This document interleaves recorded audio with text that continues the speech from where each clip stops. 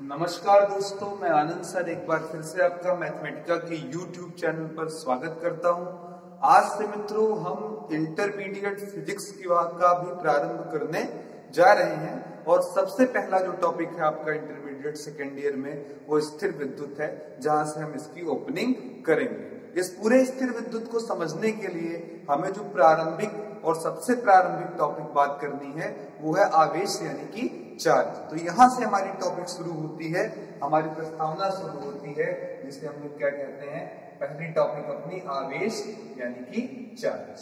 ठीक है, क्या है चार्ज, चार्ज की अवधारणा क्या है, चार्ज का कॉन्सेप्ट कैसे पैदा हुआ, इन सभी पर थोड़ा सा हम प्रकाश 2 मिनट के लिए डालेंगे। जब हम बात करते हैं क्लासिकल फिजिक्स की या उस दौर की जब आवेश नाम की चीज लोग नहीं जानते थे, उस समय गुरुत्वाकर्षण बल का नियम आ चुका था जो होता है G(m1m2/r²). ठीक है, अब ये जो गुरुत्वाकर्षण बल है ये किस पर डिपेंड करता है, पिंड के द्रव्यमान पर। इस आधार पर जब गुरुत्वाकर्षण नियम दिया गया तो यह बताया गया कि यह बल सदैव आकर्षण बल ही होता है, यानी कि it is always an attractive force. ये हमेशा एक आकर्षण करने वाला बल है। ठीक है, यहाँ पर आपका हमेशा आकर्षण ही होगा, प्रतिकर्षण की कोई गुंजाइश नहीं है। लेकिन जब इस नियम को 2 इलेक्ट्रॉनों पर देखा गया, यानी कि पहला भी एक इलेक्ट्रॉन दिया गया, दूसरा भी, तो सूत्र जब लगाया गया G(me)(me) और उनके बीच की दूरी r², 1 मीटर पर रखकर उनको देखा गया तो ये लगभग 5.5 × 10⁻⁻⁻67 न्यूटन के लगभग में आया। ये उनके बीच का जो था आकर्षण बल था। ठीक है मित्रों, और बाद में जब थ्योरीज थोड़ी और जानकारियां डेवलप हुई तो फिर एनालिसिस में ये भी पाया गया कि इन इलेक्ट्रॉनों के बीच एक प्रतिकर्षण बल भी पाया जा रहा था जिसका मान लगभग 2.3 × 10⁻⁻23 न्यूटन था। यानी कि ये तो पक्का हो गया कि वहां पर आपका गुरुत्वाकर्षण बल कार्य नहीं कर रहा है, क्योंकि ये बल कैसा था, प्रतिकर्षण। यानी कि 2 इलेक्ट्रॉन एक दूसरे को पास आने के लिए अगर बल लगा रहे हैं 5.5 × 10⁻⁻67 न्यूटन का, तो वही इलेक्ट्रॉन एक दूसरे से कहीं ज्यादा तेजी से दूर जाने का प्रयास कर रहे हैं और इस बल का मान है 2.3 × 10⁻⁻23 न्यूटन। और ये बल प्रतिकर्षण होने के नाते गारंटी देता है कि यह न्यूटन लॉ ऑफ नियम से निकला हुआ बल, जिसे हम गुरुत्वाकर्षण बल, ग्रेविटेशनल फोर्स बोल रहे हैं, वो बिल्कुल यानी कि कतई नहीं है। यानी कि इन दोनों में अगर मैं एक अनुपात पूछूं तो हम कह सकते हैं प्रतिकर्षण बल, अगर इन दोनों को डिवाइड कर देखें मोटा मोटा, तो हम पाएंगे कि प्रतिकर्षण बल लगभग 10 के पावर आप कह सकते हैं 50 गुने के आसपास, 10 के पावर 50 गुना ज्यादा स्ट्रॉन्ग पाया जाएगा आकर्षण बल के। यानी कि प्रतिकर्षण ज्यादा हावी है आकर्षण के, इसीलिए जब 2 इलेक्ट्रॉन एक पास आएंगे उनके बीच में रिपल्सन होगा।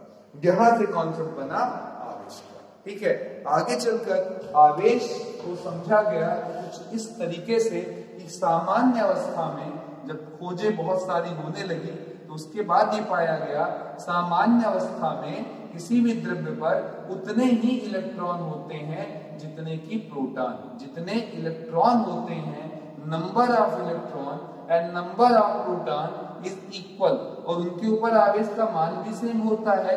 इतना मोटा मोटा हर बच्चा जानता है, यानी कि जितना माइनस उतना ही प्लस। तो इसीलिए सामान्य अवस्था में एक दूसरे के प्रभाव को निरस्त कर देते हैं और हमें कोई उनके ऊपर आवेश प्राप्त नहीं होता। लेकिन जब 2 लोगों को एक पास लाते हैं और उनमें से एक इलेक्ट्रॉन देता है और दूसरा इलेक्ट्रॉन लेता है, चलिए मैं थोड़ा सा एग्जांपल के साथ इस चीज को समझाऊं तो फिर बातें बनेंगी। जैसे मैं अगर NaCl का एग्जांपल ले लूं तो सामान्य अवस्था में सोडियम के पास 11 इलेक्ट्रॉन है।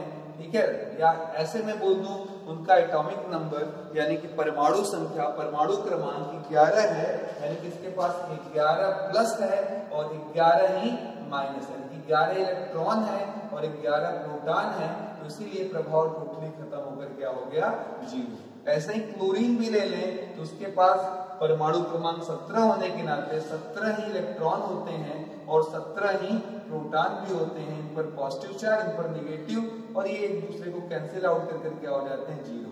लेकिन जब कभी कभी ये अपने इलेक्ट्रॉनों को उठाकर दे देता है, थोड़ा सा मैं डायग्रामिकली इसको याद करा दूं आपको।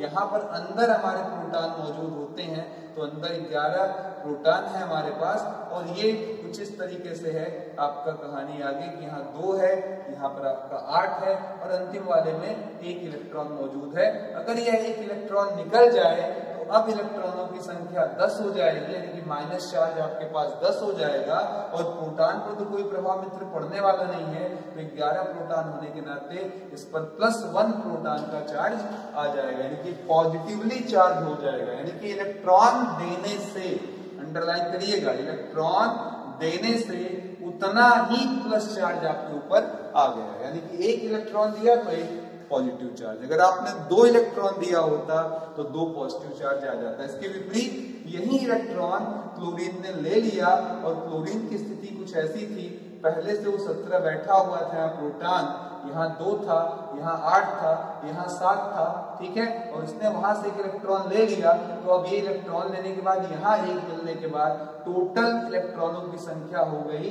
18, और प्रोटॉन तो अभी 17 ही है। इसका मतलब ये हो गया कि अब इन दोनों को जोड़ दें तो -1 इलेक्ट्रॉन का चार्ज यहाँ पर आ जाएगा। और संयोग से आप सभी ने पढ़ा होगा 1 इलेक्ट्रॉन या 1 प्रोटॉन पर आवेश लगभग बराबर होता है, और ये मान होता है दोनों का 1.6 इंटू, मैं अगर परिमाण की भाषा में बात करूं 1.6 इंटू 10⁻⁹ कूलम, ठीक है।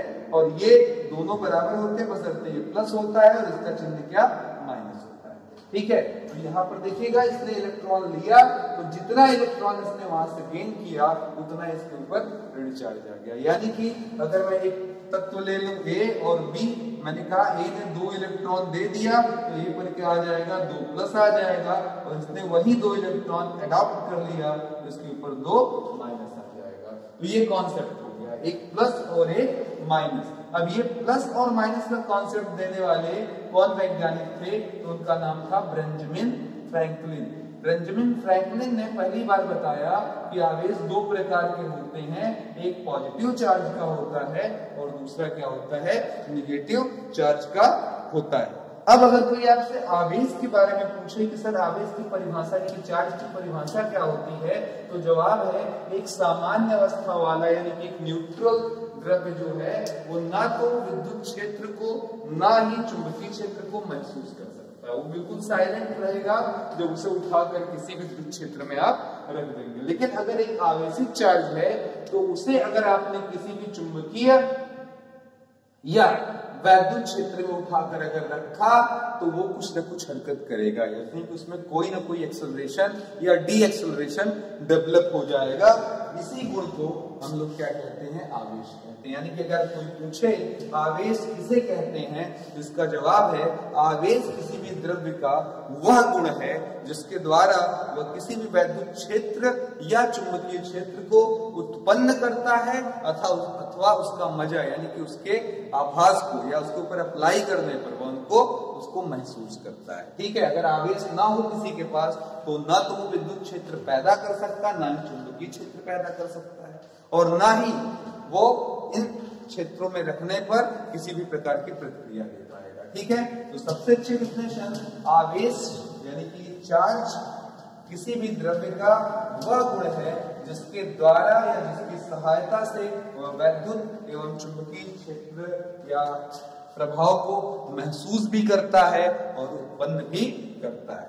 अब यहाँ पर मामला ये आया कि अगर किसी भी चीज, ये तो समझ चुके हैं पॉजिटिव नेगेटिव कॉन्सेप्ट। अब सवाल ये आता है इसकी प्रॉपर्टियां क्या है, प्रगुण क्या है, किसी भी आवेश की प्रॉपर्टी क्या होती है सर, ठीक है, कौन कौन से लक्षण क्या क्या इनमें पाया जाता है। तो देखिएगा पहली चीज तो आप पढ़ चुके फर्स्ट कि आवेश 2 प्रकार के होते हैं, चार्ज आर ऑफ 2 टाइप, आवेश 2 प्रकार के होते हैं। कौन कौन से 2 प्रकार के होते हैं, तो ध्यान दीजिएगा मित्रों, एक तो पॉजिटिव और दूसरा नेगेटिव। सेकंड पॉइंट ये है कि इनमें भी एक खासियत पाई जाती है, अगर 2 + 1 साथ या 2 - 1 साथ आ जाए आसपास तो उनके बीच में प्रतिकर्षण यानी कि रिपल्सन हो जाता है। ठीक है, तो यहाँ पर हमें रिपल्सन मिलेगा, वो एक दूसरे से दूर भागने का प्रयास करेंगे। लेकिन अगर एक पॉजिटिव एक निगेटिव या एक निगेटिव एक पॉजिटिव एक दूसरे के बीच आ जाए तो उस स्थिति में उनके बीच में आकर्षण यानी कि अट्रैक्शन पैदा हो जाएगा। ठीक है, ये खासियत होती है। ठीक है, दो एक जैसे या दो समान स्वभाव वाले चार्जेस के बीच में हमेशा रिपल्सन होगा, जबकि विपरीत स्वभाव वालों के बीच में आकर्षण होगा। ठीक है, चार्जेस आर यानी कि लाइक चार्जेस, जिसको इंग्लिश में हम कहते हैं लाइक चार्जेस, ठीक है, रिपेल ठीक है, like charges repel each other. ठीक है, और दूसरी तरफ हम कहेंगे अनलाइक, ठीक है, एक जैसे जो चार्ज नहीं होते, unlike charges attract each other. ठीक है, आई होप ये बात आपको बड़े आराम से समझ में आ गई होगी, और ये वैसे भी आप बचपन से पढ़ते आ रहे हैं कि बहुत कुछ मित्रों उस जैसा है जैसा आपने चुंबक में पढ़ा है। North north south south repel करते हैं, जबकि नॉर्थ साउथ और साउथ नॉर्थ एक दूसरे को क्या करते हैं, अट्रैक्ट करते हैं। उसी से कुछ मिलती जुलती बिल्कुल ये प्रॉपर्टी है, और मुझे लगता है कि आपको आसान लग रहा होगा। ठीक है, तीसरे प्रॉपर्टी की बात कर ले, थर्ड प्रॉपर्टी की बात कर ले, तो थर्ड प्रॉपर्टी ये है कि अगर बाय चांस मैं मान लूं कि किसी एक पर n इलेक्ट्रॉन है, ठीक है, सॉरी n प्रोटॉन का आवेश है, ऐसे लगा देते हैं, और उधर n1 प्रोटॉन है, दूसरे पर n2 प्रोटॉन है। अब मैंने बोला सॉरी n2 इलेक्ट्रॉन है, इस तरीके से है आवेश है, और ये पूरा एक कण पर ऐसे विद्यमान हो तो हम कहेंगे टोटल चार्ज कितना हो जाएगा, तो जवाब होगा सर n1p + n2p, इनको इकट्ठे हम जोड़ देंगे। ठीक है, तीसरी खासियत ये है, चौथी खासियत ये है जिसे हम लोग क्वांटमीकरण भी कहते हैं। ये हमारे पास आता है क्वांटमीकरण। ठीक है, क्वांटमीकरण, ठीक है, क्वांटाइजेशन अंग्रेजी में बोलते हैं। ठीक है, चार्ज का क्वांटाइजेशन या क्वांटमीकरण। ठीक है, ये क्या करता है, ये प्रॉपर्टी काफी इंपॉर्टेंट है, और ये कहता है कि अगर चार्ज को Q से दर्शा लें तो ये Q का मान हमेशा किसी इलेक्ट्रॉन पर आने वाले चार्ज का या किसी इलेक्ट्रॉन के चार्ज का हमेशा एक पूर्णांक गुणनफल होगा। अब ये पूर्णांक गुणनफल प्लस भी हो सकता है और माइनस भी हो सकता है, यानी कि Q बराबर n गुणे E होगा। इनडायरेक्ट सेंस ये है कि हमको Q का मान हमेशा 1e, 2e, 3e, 4e इस तरीके से, या -1e, -2e, -3e से है। ये जो प्लस आ रहे हैं ये आपका दर्शा रहे हैं प्रोटॉन, और अगर ये माइनस में आ रहे हैं अंक पीछे तो ये क्या दर्शा रहे हैं, इलेक्ट्रॉन। ठीक है, और ये प्रॉपर्टी जो कि कंफर्म करती है कि हमेशा पूर्णांकी होगा, ये इनडायरेक्ट में ये भी कहती है कि आपको 2/3e या 1/2e इस तरीके से आवेश का मान कभी भी मिलने वाला नहीं है। इसके पीछे कारण बिल्कुल साफ है मित्रों, क्योंकि इलेक्ट्रॉन के आदान और प्रदान से ही आवेश उत्पन्न होता है। और मैं अगर ये बोलूं कि एक से मैंने इलेक्ट्रॉन निकाला, किसी एक पदार्थ से मैंने इलेक्ट्रॉन निकाला, तो मैं कभी ये नहीं बोल सकता हूं कि 1.5, 2.5, 2.8 इलेक्ट्रॉन निकले। जब भी इलेक्ट्रॉन निकलेंगे या एक से दूसरे पर जाएंगे या दूसरा उसको अडॉप्ट करेगा, तो हमेशा वह संख्या एक पूर्णांक नहीं होगी। कोई भी किसी को तो 10 इलेक्ट्रॉन देगा, 10 लेगा, 2 देगा तो 2 लेगा। हम कभी ऐसा नहीं बोल सकते कि किसी ने 2.5 या 2.8 या 10.5 या 10.7 इलेक्ट्रॉन दिया या लिया। तो क्वांटमीकरण ये हमारा अगली प्रॉपर्टी थी जिसमें हमने क्लियर किया कि आवेश का मान हमेशा ऐसा ही होगा। तो हमारे पास एक फॉर्मूला भी निकल कर आ गया है, Q बराबर ±n गुणे E। ठीक है, चलिए अगली प्रॉपर्टी की तरफ चलते हैं, वो हमारा आवेश का संरक्षण। ठीक है, अगली प्रॉपर्टी आवेश संरक्षण, यानी कि पांचवा हमारा प्रॉपर्टी आ गया, कंजर्वेशन ऑफ चार्ज। ठीक है, अंग्रेजी में क्या बोलते हैं, आवेश का संरक्षण, और सॉरी हिंदी में और अंग्रेजी में बोलते हैं कंजर्वेशन ऑफ चार्जेस। ठीक है, तो चार्ज हमेशा किसी भी निकाय पर यानी कि सिस्टम पर वो कंजर्व रहता है। बिल्कुल ये वैसा नियम है जैसा आपने ऊर्जा के विषय में फर्स्ट ईयर में पढ़ा होगा।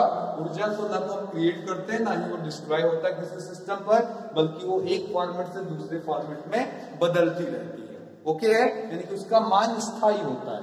ठीक है, जैसे आपको अगर याद हो तो अगर हम किसी भी पिंड को ऊपर से गिरा रहे हो तो ऊपर में एकदम टॉप पर उसमें टोटल का टोटल पोटेंशियल एनर्जी यानी कि स्थिति ऊर्जा होता है, और जैसे जैसे वो नीचे आता है उसमें potential energy plus kinetic energy आने लगता है। लेकिन अगर आपने यहाँ 100 जूल ऊर्जा पाई तो ये मान यहाँ भी 100 मिलेगा, और अगर यहाँ आकर पूरा लड़ गया तो टोटल का टोटल काइनेटिक में बदल जाएगा, यहाँ भी आपको 100 जूल मिलेगा। यही चीज आपने फर्स्ट ईयर में पढ़ी, इसको हम कंजर्वेशन ऑफ एनर्जी बोलते हैं। ऐसे ही यहाँ हम आवेश संरक्षण नियम भी कहते हैं कि प्रारंभ में जितना आवेश होगा अंत में भी उतना ही आवेश होगा। इजीएस्ट वर्ड में बोल रहा हूं, जितना प्रारंभ में किसी निकाय पर आवेश होगा उतना ही अंत में भी हमारा आवेश पाया जाएगा। जैसे मैंने गामा लिया, आप सभी जानते हैं गामा पर कोई आवेश नहीं होता है, तो गामा को जब हम से युग्म उत्पादन करते हैं तो हमें एक इलेक्ट्रॉन और एक प्रोटॉन प्राप्त होता है। तो आप काउंट कर सकते हैं, यहाँ आवेश 0 है, यहाँ +1 है, यहाँ -1 है, तो यहाँ भी अभी भी आवेश का मान क्या है, 0 है, यहाँ भी 0 है। तो प्रारंभ में भी 0, अंत में भी 0। इस प्रोसेस को हम युग्म उत्पादन भी कहते हैं, क्योंकि हमें यहाँ 2 तरीके के आवेश प्राप्त हो रहे हैं अलग अलग स्वभाव के, ये दोनों जोड़े में है। एक प्लस है जितना उतना ही है, माइनस है, इसको हम लोग पेयर प्रोडक्शन भी अंग्रेजी में कह सकते हैं। ठीक है, इसका उल्टा भी देखा गया है कि अगर एक इलेक्ट्रॉन को और एक प्रोटॉन को एक साथ लाएं तो हमें उससे एक गामा नाम का पार्टिकल मिल जाता है, जिस पर चार्ज कितना होता है मित्रों, 0। अब इसको हम लोग युग्म क्या कह सकते हैं, विनाश कह सकते हैं, विनाशन या विनाश कह सकते हैं। ठीक है, पेयर डिस्ट्रक्शन, अंग्रेजी में पेयर डिस्ट्रक्शन भी हम नाम दे सकते हैं। यहाँ भी आप देख सकते हैं, यहाँ +1 -1 जोड़ने पर आपका आवेश 0 आएगा, यहाँ भी आवेश आपका ऑलरेडी 0 है। ठीक है, तो आई होप आपको ये 5वीं प्रॉपर्टी भी बड़ी आराम से समझ में आ गई है। ठीक है, अब यहाँ पर देखिएगा हमारा 6वीं प्रॉपर्टी है एडिटिव नियम, यानी कि योज्यता नियम। ठीक है, किसी भी आवेश के लिए ये अगली और लास्ट प्रॉपर्टी है एडिटिव प्रॉपर्टी। ये एडिटिव प्रॉपर्टी क्या कहती है कि मान लेते हैं एक पूरा द्रव्य हमारे पास है या पिंड है, उस पर कहीं चार्ज Q1 है, कहीं चार्ज Q2 है, कहीं चार्ज Q3 है, कहीं -Q4 है, कहीं Q5 है, कहीं Q6 है। इस तरीके से उस पर 6 चार्जेस है। मैंने 6 बोला, आप 10 ले सकते हैं, 12 ले सकते हैं, n चार्जेस ले सकते हैं। तो इसका ये 6वां प्रॉपर्टी कहता है कि टोटल चार्ज यानी कि नेट आवेश, ठीक है, टोटल चार्ज या नेट आवेश कितना होगा, तो जवाब होगा sir Q1 + Q2 + Q3 - Q4 + Q5 + Q6। मतलब जितना भी आवेश आपके पास वहां पर मौजूद होगा उन सभी को उठाकर आप जोड़ दें। इसे जोड़ने के नाते हम इसको एडिशन अंग्रेजी में एडिटिव प्रॉपर्टी या हिंदी में योज्यता नियम कहते हैं। तो उम्मीद करते हैं मित्रों आपको ये सारी बातें समझ में आ गई होंगी।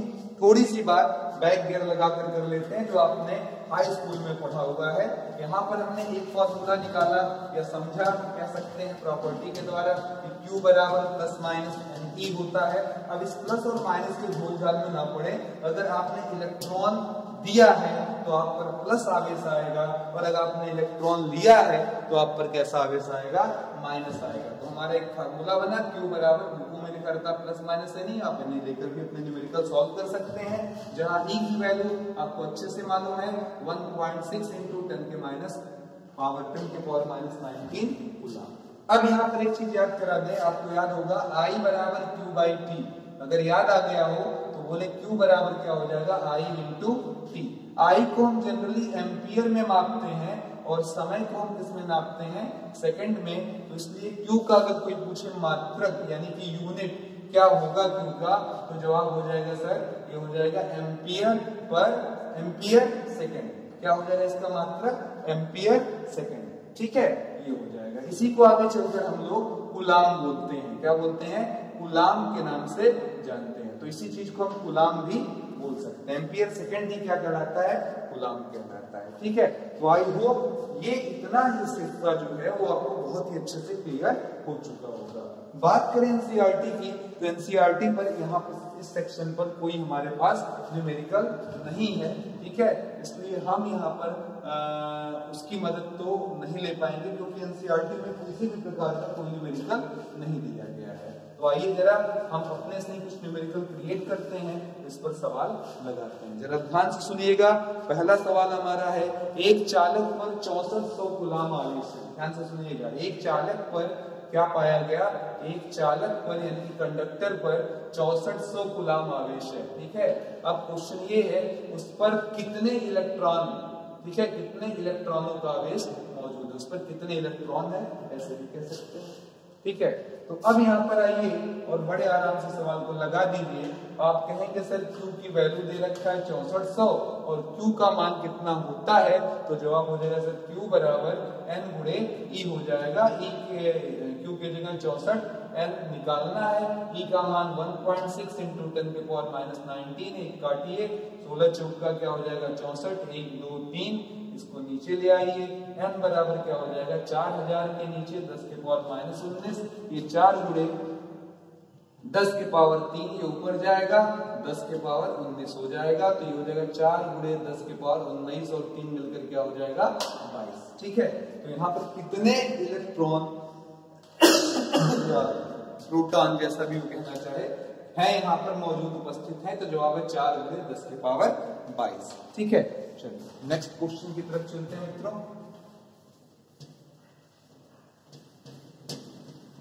अगले सवाल की तरफ। सवाल इस प्रकार से है, किसी धातु पर 5 पिको कूलाम धनावेश लाने के लिए उसमें से कितने इलेक्ट्रॉन निकालने हैं। क्वेश्चन सुनिएगा, किसी भी आवेश पर हम चाहते हैं, सॉरी किसी भी पदार्थ पर हम चाहते हैं 5 पिको ऋणा आवेश आ जाए। सुनिएगा, 5 पिको कूलाम आपका ऋण आवेश यानी कि माइनस चार्ज आ जाए, इसके लिए हमें क्या करना होगा। तो ऑब्वियस है कि हमें चार्ज देना होगा या लेना होगा। पहली बात तो ये है, हमारा आवेश कैसा आना चाहिए, माइनस। माइनस आने के लिए इसे क्या करना होगा, इलेक्ट्रॉन लेना पड़ेगा। मैंने आपको समझाया है कि इलेक्ट्रॉन दिया तो आपके ऊपर क्या आ जाएगा प्लस, और अगर आपने यहाँ पर इलेक्ट्रॉन एक्सेप्ट कर लिया, आप पर क्या आने वाला है माइनस। तो माइनस चार्ज के लिए इसे इलेक्ट्रॉन लेना पड़ेगा। क्वेश्चन ये पूछ रहा है ऐसा वो कितना इलेक्ट्रॉन लेकर कर सकता है, तो जवाब हो जाएगा सर Q की वैल्यू है 5 पिको। पिको आप सभी जानते हैं और आगे कूलाम लिखा हुआ, पिको में कितना होता है, तो जवाब होगा 10⁻12। ठीक है, तो पिको हट चुका है, बाकी फॉर्मूला Q बराबर NE, तो Q की जगह हमने इस्तेमाल कर लिया -5 into 10⁻12 N into 1.6 into 10⁻19 coulomb. आप यहाँ पर माइनस लगाना चाहे माइनस लगा सकते हैं, आपकी इच्छा है, क्योंकि हमारा इलेक्ट्रॉन है तो हम माइनस वगैरह लगा सकते हैं। यहाँ प्लस और माइनस का बहुत टेंशन ना लें कि सर वहाँ क्या होगा नहीं होगा, ये सब बहुत ज्यादा इंपॉर्टेंट बात नहीं होने वाली है। 10⁻19 इसको काट दीजिए, 16 चौक 16 तिया 48, फिर 16 का में 16, ये ऊपर जाएगा 10⁻−19 है, ऊपर जाकर 10⁻19 हो जाएगा, जो 12 में से निकलने के बाद 10⁻7 बन जाएगा। तो ये हमारा हो गया संख्या, आवेशों की संख्या हो जाएगा। ठीक है, चलिए अगले क्वेश्चन की तरफ चलते हैं मित्रों, थर्ड क्वेश्चन की तरफ। वेरी इंपॉर्टेंट क्वेश्चन हम लगाने चल रहे हैं, काफी इंपॉर्टेंट सेक्शन हमारा। क्वेश्चन इस तरीके से है, ये एक ठोस है, ठीक है, एक ठोस है, मैं डायग्राम के साथ समझा रहा हूँ। ये एक ठोस है, इसमें बहुत सारे कणों से मिलकर ये बना हुआ है। ठीक है, ये बहुत सारे ऐसे कणों से मिलकर बना हुआ है, और क्वेश्चन कहता है इन कणों की संख्या कितनी है। कणों की संख्या ध्यान दीजिएगा, n बराबर कितना है, ये दिया हुआ हमको सवाल में 40,000 हमारे पास कण है। कितने कण है, 40,000 कण है। अब क्वेश्चन ये कह रहा है कि इनमें से केवल 20% कणों ने, इनमें से केवल 20% कणों ने एक इलेक्ट्रॉन छोड़ा। इसके केवल 20% कणों ने क्या किया, एक इलेक्ट्रॉन छोड़ा। ठीक है, 20% पार्टिकल रिलीजेस यानी कि छोड़ा, 20% कणों ने एक इलेक्ट्रॉन छोड़ा। ठीक है, एक इलेक्ट्रॉन दिया। ठीक है, अब क्वेश्चन ये पूछ रहा है कि इसके ऊपर कितना चार्ज आ जाएगा। तो देखिएगा, पूरा का पूरा 4000 नहीं, जैसे मेरे घर में 10 लोग हैं और मैंने बोला कि इसमें 20% लोगों ने किसी जगह पर दान दिया, तो 10 लोग हैं और उनका केवल 20%, तो 10 का 20% निकाल ले, उतने लोगों ने दान दिया होगा। तो क्वेश्चन में ध्यान से देखिएगा, हमारा यूजफुल चीज ये है कि स्मॉल n निकाल लें, यानी कि इलेक्ट्रॉनों की संख्या, इलेक्ट्रॉन की संख्या। तो जवाब ये है, क्या इलेक्ट्रॉन की संख्या 4000 है, जवाब है नहीं। कहेंगे सर 4000 में केवल 20% लोगों ने एक इलेक्ट्रॉन दिया है, तो इलेक्ट्रॉन की संख्या कितनी होगी? तो जवाब होगा सर 40,000 का 20%, ठीक है, का 20% हमारा संख्या होगा। तो 40,000 गुणे 20 बटा क्या लगा दिया 100, फिर ये 2 जीरो कट गया, 4 गुना 8, 1 2 3 जीरो हमारा आंसर हो जाएगा। अब यहाँ पर कितना आवेश होगा? तो आवेश बराबर होता है n इंटू ई, और क्योंकि जैसे ही एक इलेक्ट्रॉन निकलेंगे हर कोई अपना आवेश 1.6 इंटू 10 के पावर -19 देता जाएगा, और हमारे पास कुल आवेशों की संख्या कितनी थी 8000, तो मल्टीप्लाई कर आंसर लिख दीजिए आगे और लगा दीजिए, ठीक है। चलिए अगले क्वेश्चन की तरफ चलते हैं। बहुत ही अच्छा एक सवाल हम लोग लगा रहे हैं, उसके पहले मैं एक नॉर्मल सी चीज पूछूंगा, एवोगाड्रो संख्या, एवोगाड्रो नंबर। ये आपने पढ़ा होगा कि किसी भी पदार्थ का जो परमाणु भार है, मैं कहूंगा परमाणु भार का मतलब एटॉमिक मास, ठीक है, में कितने आपके पास कह सकता हूं कण या पार्टिकल होते हैं, ये अगर आपसे पूछा जाए तो होता है 6.023 इंटू 10 की पावर 23, ठीक है, इतने पार्टिकल्स होते हैं, ठीक है। कुछ उसी से रिलेट करता हुआ एक सनसनाता हुआ सवाल आपकी तरफ आ रहा है। क्वेश्चन है 10 ग्राम के तांबे, क्वेश्चन देखिएगा बहुत उम्दा किस्म का है, 10 ग्राम के तांबे, क्वेश्चन को बहुत अंडरलाइन करके समझिएगा। 10 ग्राम के तांबे से 1 सेकंड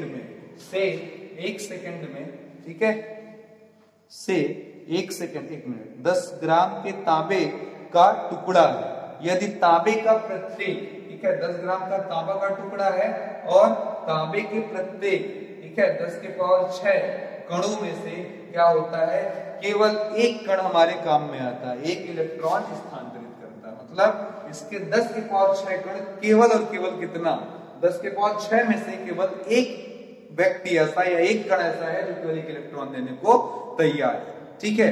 तो क्वेश्चन ये है हमारे पास कि इस स्थानांतरण के बाद आवेश कितना होगा।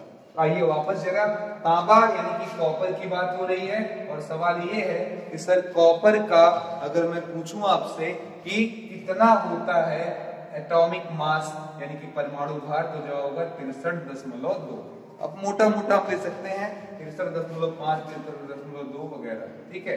तो यहाँ पर आ जाइए हल में, हम कह सकते हैं कि 63.5 ग्राम का अगर हमारे पास कॉपर हो तो उसमें कितने हमारे पास तत्व मौजूद होंगे, तो जवाब है सर एवोगाड्रो संख्या के बराबर होंगे, ठीक है। फिर से देखिएगा 63.5 ग्राम कॉपर में कितने कण मौजूद होंगे, तो इसका आंसर होगा एवोगाड्रो संख्या के बराबर। इसके पड़ोस में 1 लगा दें, इस पूरे को नीचे भेज दें, तो हमें एक मजेदार चीज मिल रही है, 1 ग्राम कॉपर में कितने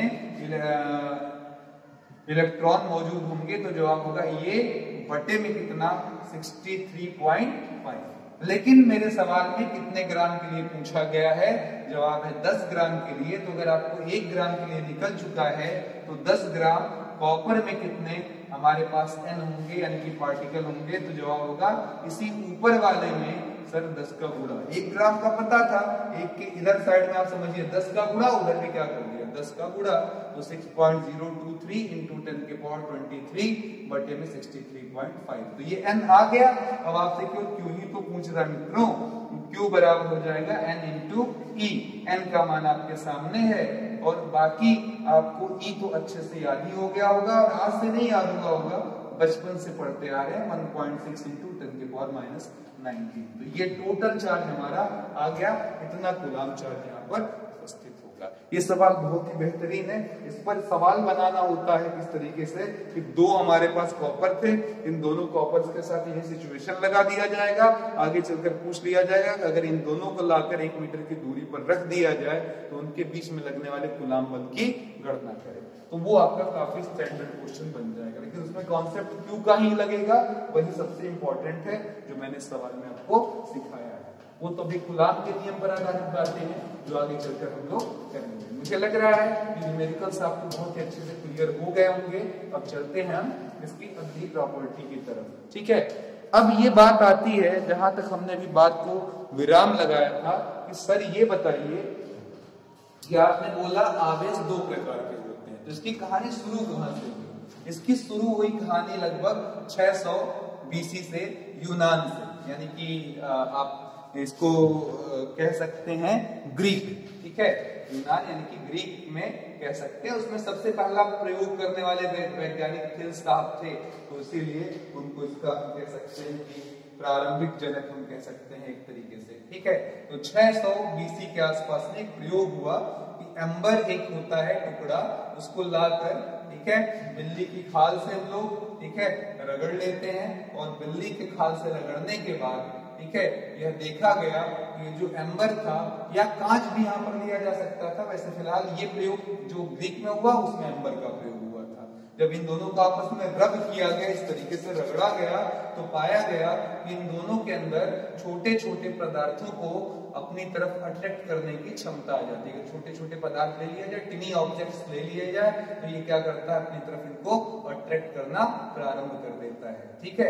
इसी ने उठाकर दिमाग सबका हैंग किया इस प्रयोग ने, और इससे आगे चलकर हमारा इलेक्ट्रोस्टैटिक यानी कि स्थिर विद्युत नाम के चैप्टर का प्रारंभ होने वाला है। आप कहेंगे सर कैसे, तो इधर देखिएगा, एम्बर को वहां इलेक्ट्रॉन के नाम से जाना जाता है, देखिए बीच में के होता है, इलेक्ट्रॉन, आप इलेक्ट्रॉन बोलते हैं, यहाँ पर के लगा, इलेक्ट्रॉन ऐसे बोला जाएगा, तो वहां इलेक्ट्रॉन हुआ, और ये एम्बर का वहां का नाम है। यानी कि अगर कोई पूछे ग्रीक में एम्बर को क्या बोलते हैं, तो जवाब आप देंगे इलेक्ट्रॉन, ठीक है। इलेक्ट्रॉन से इलेक्ट्रॉन पैदा हुआ, और इलेक्ट्रॉन से पैदा हुआ इलेक्ट्रिसिटी। क्या पैदा हुआ, इलेक्ट्रिसिटी, ठीक है, इधर देखिएगा, इलेक्ट्रिसिटी।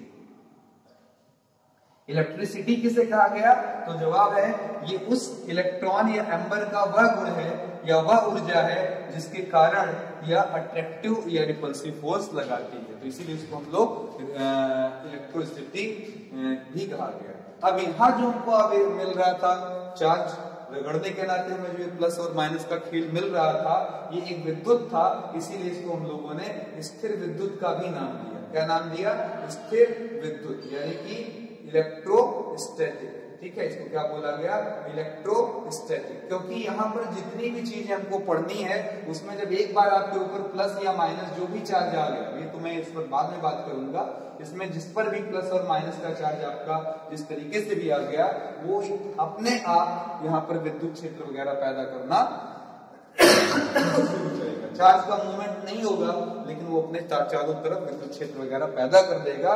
तो इसके रुके रहते हुए विद्युत के पैदा करना है, विद्युत क्षेत्र के पैदा करने के नाते इसका नाम क्या पड़ गया, स्थिर विद्युत हो गया, ठीक है। इसे हम लोग घर्षण विद्युतिकी भी कह सकते हैं, ठीक है, इसको हम घर्षण विद्युतिकी भी कह सकते हैं। क्यों, क्योंकि यहाँ पर अंग्रेजी में इसको हम बोलते हैं फ्रिक्शनल, ठीक है, इलेक्ट्रिसिटी, उसको हम इसलिए बोल सकते हैं क्योंकि हम यहाँ पर दो चीजों को क्या कर रहे हैं, रगड़ रहे हैं।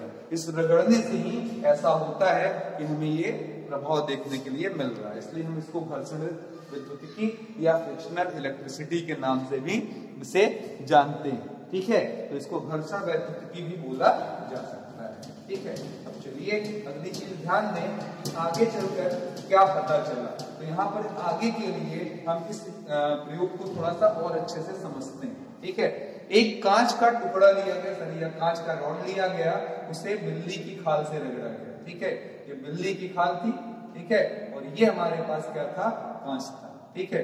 दूसरी तरफ ये कांच था, यहाँ पर हमने क्या ले लिया, यहाँ पर हमने सिल्क ले लिया, ठीक है, यानी कि रेशम ले लिया। इन दोनों को आपस में रब किया गया।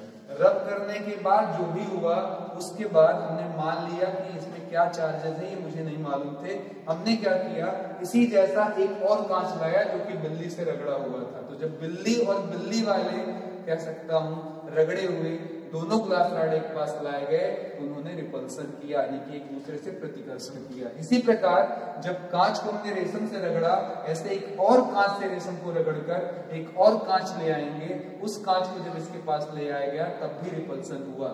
लेकिन हमने ये देखा कि जब इन दोनों के एक पास लाया गया, यानी कि एक बिल्ली से रगड़ा हुआ और एक रेशम से, इनके बीच में अट्रैक्शन हुआ। इससे इस बात की गारंटी मिल गई थी कि जरूर इन दोनों का व्यवहार अलग होने के पीछे इनके अंदर जो आवेश हैं वही कोई ना कोई कारण बन सकते हैं। इस आधार पर यह पाया गया कि एक में कुछ और चार्ज है और दूसरे में कोई और चार्ज है। बाद में प्रयोग के द्वारा ये क्लियर हुआ कि अगर हम किसी भी कांच को बिल्ली की खाल से रगड़ेंगे तो कांच पर माइनस चार्ज आ जाएगा, जबकि बिल्ली की खाल पर पॉजिटिव चार्ज आएगा। अगर किसी कांच को हम रेशम से रगड़ेंगे तो यहाँ पर इसके ऊपर पॉजिटिव चार्ज आ जाएगा, इसके ऊपर निगेटिव चार्ज आएगा। इस तरीके का एक प्रयोग आप कॉम्ब के साथ भी घर में कर सकते हैं। अगर आपके बाल बिल्कुल सूखे हो, गीले बालों का प्रयोग ये नहीं होगा, और इसको अपने सिर पर आप रगड़ें, ठीक है।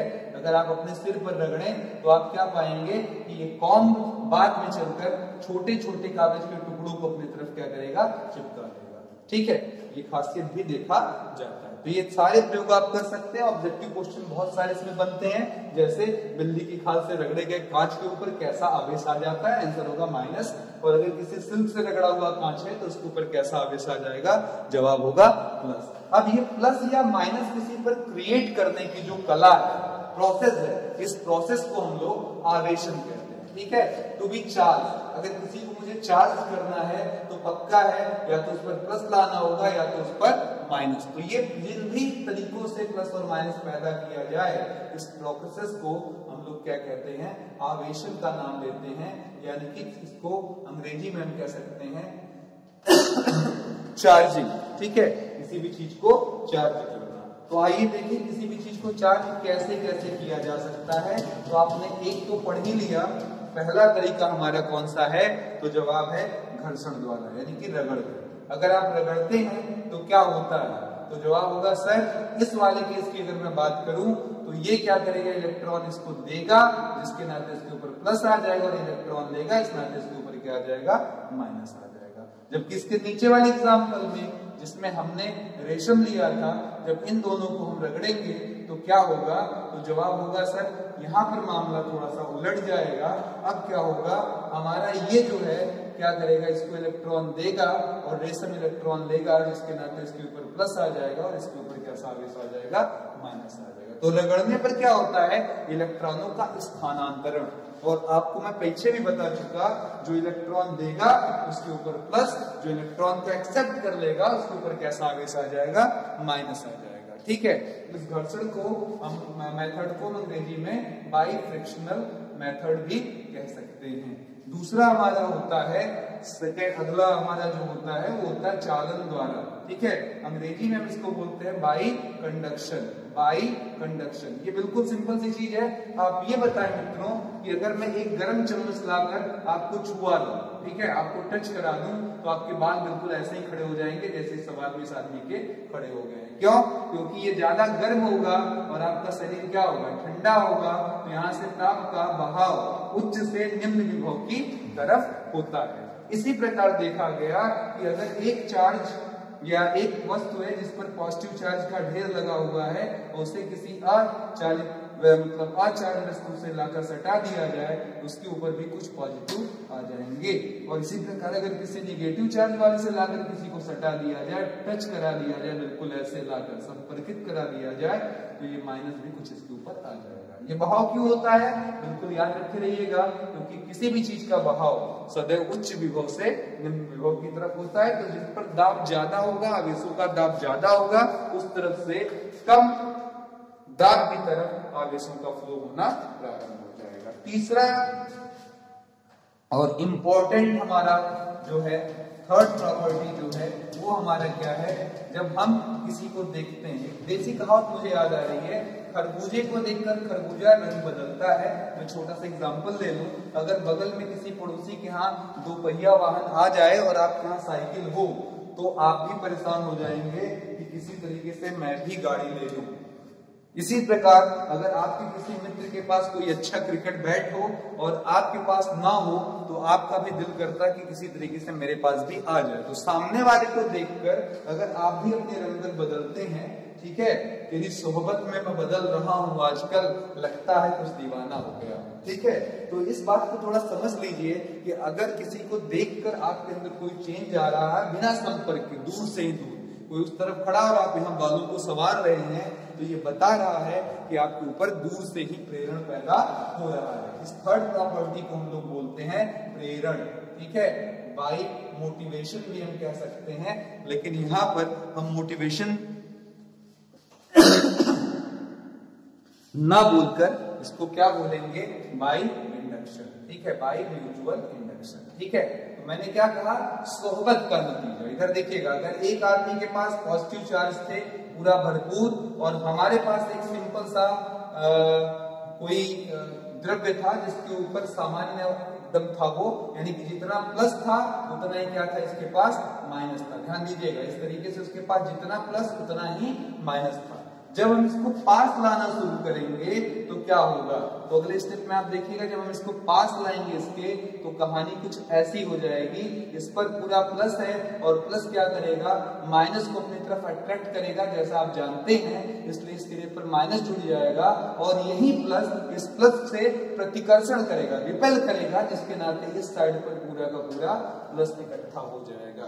तो इस तरीके से आप देख सकते हैं, प्लस के पास लाने से यहाँ माइनस कलेक्ट हो गया। अगर बाई चांस मैं इस पर माइनस चार्ज रखा होता और फिर ये भी सामान्य अवस्था में ही होता, एक और एग्जांपल हम बना ले रहे हैं, माइनस प्लस प्लस माइनस, इस तरीके से इसमें डिस्ट्रीब्यूटेड है। तो जब इसको इसके पास बिल्कुल क्लोज लाएंगे, छुआएंगे नहीं, ध्यान दीजिएगा, टच नहीं कराना है, क्योंकि प्रेरण का मतलब होता है केवल देखकर होने वाला बदलाव, ठीक है। तो यहाँ पर ध्यान दीजिएगा, अब ये प्लस क्या करेगा, माइनस क्या करेगा, प्लस को अपनी तरफ बुलाएगा और माइनस को अपने से दूर भगाएगा, प्रतिकर्षण बल लगाएगा, जिसके नाते इस सिरे पर प्लस आ जाएगा, उधर क्या आ जाएगा, माइनस आ जाएगा। तो इस तरीके से चार्ज का क्रिएट होना क्या कहलाता है, आपका इंडक्शन, यानी कि प्रेरण। अब पृथ्वी एक ऐसी चीज है, उसको भी थोड़ा सा समझ लें, जिसके अंदर अथाह आवेश धारण करने की भी क्षमता है और आवेश देने की भी क्षमता है। इसके अंदर अथाह क्षमता होती है आवेश ग्रहण करने की भी और आवेश वापस भी करने की। अब इसी पर अगर मैं एक सवाल पूछ लूं कि मैं चाहता हूं कि सर ये वाला, यानी इसको नामकरण थोड़ा कर लिया जाए, ए और बी, मैं चाह रहा हूं सर ये वाला हमारा, या इस एग्जांपल में ले लीजिए दूसरा, यहाँ ए कर दिया है, सी कर दिया, मैं चाहता हूं सर ये ऋण आवेशित हो जाए, तो मुझे क्या करना होगा। तो मैं सिंपली इसको ले जाकर, यहाँ पर देखिएगा ये माइनस लगा हुआ है, ठीक है, और यहाँ पर भी आपका प्लस क्रिएट था ही, यहाँ माइनस था, इस पूरे सिस्टम को ले जाकर अर्थ से एक तार के जरिए जोड़ दूंगा। अब अर्थ क्या करेगा, तो जवाब इन इलेक्ट्रॉनों को अपनी तरफ क्या करेगा, खींच लेगा, ऐसे भी कह सकते हैं। और अगर आप ऐसे समझ पाए कि इलेक्ट्रॉन ठीक है, ये इलेक्ट्रॉनों को क्या करेगा, अपनी तरफ खींच लेगा। अब ये सारे इलेक्ट्रॉन आपके गायब हो गए, लेकिन सर ये प्लस पर क्यों कोई असर नहीं पड़ रहा, तो वो भी सुन लीजिए। ये माइनस इस प्लस के बिल्कुल पास है, तो इसका आकर्षण बल इसको थामे रहेगा, भागने नहीं देगा, जिसके नाते ये यहाँ टिका रहेगा, तो इसका पूरा माइनस खत्म होकर कहाँ चला जाएगा, अर्थ में। अब इसके बाद आप इसको दूर ले जाइए, इसके दूर ले जाते ही ये जो पॉजिटिव है चार्ज, उसको मौका मिल जाएगा और ये पूरे के पूरे गोले पर क्या करेगा, फैल जाएगा। तो अब आप कह सकते हैं ये गोला कैसा हो गया, पूर्ण रूप से धन आवेशित हो गया। पहले आंशिक था, कुछ प्लस था कुछ माइनस था, लेकिन अब पूर्ण रूप से क्या हो गया है, पॉजिटिव चार्ज में बदल चुका है। तो इस तरीके का एक छोटा प्रयोग आपके किसी भी चीज को आवेशन करने की प्रक्रिया को बहुत ही क्लियरली समझा सकता है इंडक्शन के द्वारा, ठीक है। चलिए अब हम इसकी लास्ट हेडिंग में आ गए हैं कि हमें कैसे पता चलता है कि कोई भी चीज धनावेशित है या आवेशित है, ये कैसे मुझे पता चलता है। तो इसके लिए हमारे पास एक यंत्र होता है जिसको हम इलेक्ट्रोस्कोप बोलते हैं, यानी कि इसको हिंदी में हम लोग बोलते हैं विद्युतदर्शी, ठीक है। इस विद्युतदर्शी का आकार कैसा होता है, एक ये मेटल का रॉड होता है जिसके ऊपर एक नॉब होती है, और नीचे लाने के बाद इसके ऊपर एक क्या किया जाता है, ऐसे फॉयल रखा जाता है, यानी कि पत्ती रखी जाती है, किसकी, सोने की। इसकी पत्ती होती है ये सोने की, यानी कि गोल्ड की पत्ती होती है, बहुत पतली पत्ती होती है, ठीक है, गोल्ड की पतली पत्ती होती है। अब कहेंगे सर कैसे ये काम करता है, तो जवाब है, अगर आप इस पर लाकर कोई पॉजिटिव चार्ज छुआ देंगे, इसे टच करा देंगे इसमें लाकर, ये चार्ज यहाँ से इस पर ट्रांसफर होगा, और ट्रांसफर होने के बाद इन पत्तियों पर भी आ जाएगा। तो ऑब्वियस है दोनों पर पॉजिटिव चार्ज है, इस नाते में रिपल्सन होगा, और ये पत्ती क्या करेगी, एक दूसरे से प्रतिकर्षण के नाते क्या करेगी, ये धीरे धीरे क्या करेगी, फैल जाएगी। इसी प्रकार अगर यहाँ पर कोई माइनस चार्ज भी लेकर आया होता, तो इन पर माइनस आ जाता, और ये माइनस फिर यहाँ पर फैल जाता, और इसके बाद क्या होता, ये पत्ती क्या करती, फैल जाती, जो ये बताती है कि किसी भी दी गई वस्तु पर आवेश है। अगर इस पर आवेश ना होता मित्रों, तो भी समझ ले थोड़ा सा। तो उस स्थिति में इस पर किसी भी प्रकार का आवेश नहीं आता इन पत्तियों पर और ये बिल्कुल नहीं फैलती, यानी कि इससे हमें क्लियर हो जाता इस पर कोई भी आवेश नहीं है। तो इस प्रकार हम विद्युत घर्षण का प्रयोग करके किसी भी चीज पर चार्ज होने की पुष्टि कर सकते हैं। उम्मीद करता हूं आज की वीडियो ने आपको जरूर अंदर तक सनसनी पैदा कर दिया होगा और आपको बहुत ही ज्यादा मजा आया होगा। आगे की अगली वीडियो के लिए हम जल्द ही आपसे मुलाकात करेंगे। घर पर रहें, ध्यान से रहें, स्वस्थ रहें, मस्त रहें और अपने कमेंट्स लाइक हमें देते रहें अगर आपको मजा आ रहा है। और जरूर से जरूर एक शेयर मैथमेटिका के नाम पर अगर आपको रियली इस पूरे टॉपिक में बहुत ही हद तक मजा आया हो तब, नहीं तो कोई आवश्यकता नहीं मित्रों अगर आपको मजा ना आया हो तो। लेकिन अगर मजा आया हो प्लीज शेयर करने में कोई कंजूसी ना करें, क्योंकि अगर मेरे हौसले गिर गए तो ऑब्वियस है फिर ये वीडियोस आपको इस तरीके से मिलने अच्छे YouTube पर मुश्किल हो जाएगा, क्योंकि वो पेड वीडियोस होंगे। यही सारी चीजें आपको सुनाई देंगी शायद, या उससे भी शायद कम ही सुनाई देंगी और उसके लिए आपको लंबे भुगतान भी करने पड़ सकते हैं। जितने भी फ्री वीडियोस वाले हैं वहां पर आपको इतने न्यूमेरिकल्स और थ्योरीज को क्लियर कराने की जिम्मेवारी या इच्छा किसी भी टीचर में बहुत ज्यादा पैदा नहीं होगी। ठीक है, फिलहाल मैं आपका दोस्त आनंद सर लेता हूं आपसे इजाजत। जल्दी ही अगली मुलाकात के लिए धन्यवाद। सब